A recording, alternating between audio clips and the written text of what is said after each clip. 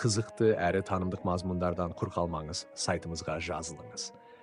Қайта тірілу туралы Рисале еңбегіне сәйкес, пайғамбарлардың ақыретке дәлел болуы, Бәдиузаман Саид Нурси жазған қайта тірілу туралы Рисале ақырет өмірінің бар екенін ақылға, жүрекке және ар-ожданға сүйене отырып дәлелдейді.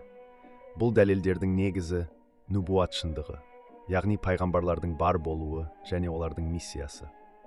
Әсіресе Хазіреті Мұхаммед алейхиссалату уәссәламның пайғамбарлығы, қайтыс болғаннан кейін қайта тірілу хашир сенімінің ең күшті дәлелдерінің бірі ретінде ұсынылады.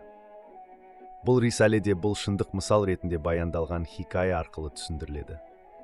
Ондағы мәртебелі көмекші Явери Акрем бейнесі тікелей Расулы Акрем алейхиссалату уәссәламды бейнелейді. Мысалды баяндаудан кейінгі хақиқат бөлімдерінде пайғамбарлық пен ақырет сенімі арасындағы терең байланыс нақты түрде ашылады. Хашир Рисалесіне сәйкес, бүкіл ғалам сарай секілді, оның ішіндегі барлық нәрсе мағыналы, тәртіпті, даналықпен және мақсатпен жаратылған. Мұндай сарайдың иесі әрине бұл сарайды танытқысы, ішіндегі нығметтерді көрсеткісі және шүкіршілік пен ғибадатты қалайтындай болуы тиіс.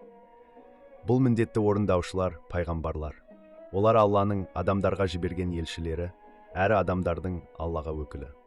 Осы тұрғыда пайғамбарлардың болуы Алланың тәрбиелеуші, әділ, данагөй әрі рақымды ие екендігінің айғағы.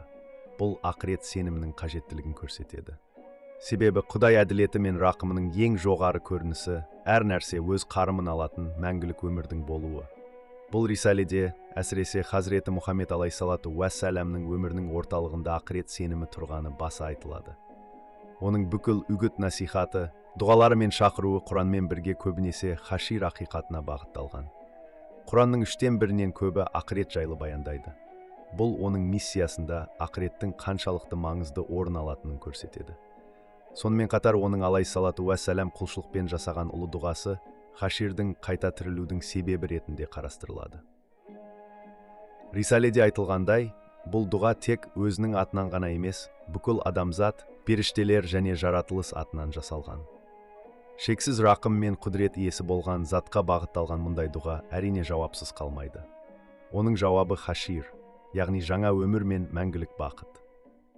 Қорытындылай келе, Хашир Рисалесі пайғамбарларды, әсіресе Хазіреті Мұхаммед алейхиссалату уәссәламды хаширдің ең мықты дәлелі ретінде көрсетеді. Олардың үгіттері, мұғжизалары, дұғалары мен өмірлері ақыреттің сөзсіз әрі қажетті екенін дәлелдейді.